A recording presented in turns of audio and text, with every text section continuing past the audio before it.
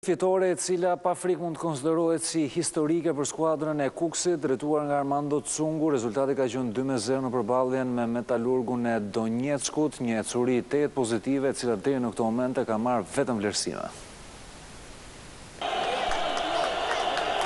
Kukësi kalon çdo parashikim.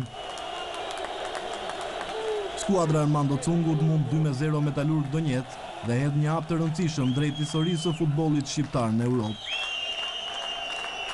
Sfida e parë për turin e tretë të Ligës së Europës e luajtur në Kemal Stafa hapet me Malakarnen dhe mbyllet me Malotën. Janë dy mbrojtësit protagonistë në fitoren e Kukësit që mund të shkojë atje ku asnjë skuadër shqiptare nuk ishte arritur më parë në play-offin e Ligës së Europës. Nisje më të mirë askush nga kuksianët nuk e kishte parashikuar. Minuta e 5 dhe Malakarne shënon golin e përsis. Marrin zemër të besuarit të trajnerit Cungu, vuajnë ukrainasit e Metalurg në atmosferë elektrizuese në Kemal Stafa. Ndeshja flet për Kukësin që arrin të administrojë avantazhin. Gjithsesi, kuksianët rrezikojnë barazimin në limitet e pjesës së parë. Duhet ndërhyrja e portierit Alilaj për të qetësuar skuadrën e Cungut. Nis me një tjetër ndërhyrje shpëtimtare të portierit pjesa e dytë.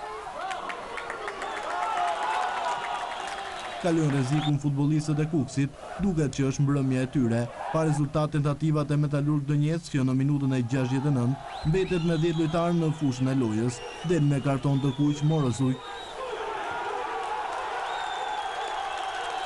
Me forca më të shumta në fushë, Kukësi vulos fitore në minutën e 84 me golin e dytë të Malotës.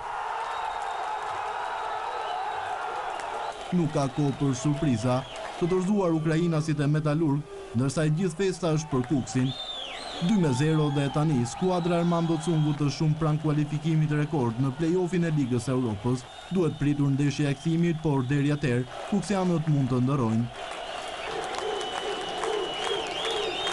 Flasim tani për të tjera fitore të një niveli tjetër për Bayern e Muniut, i cili fiton kupën Audi.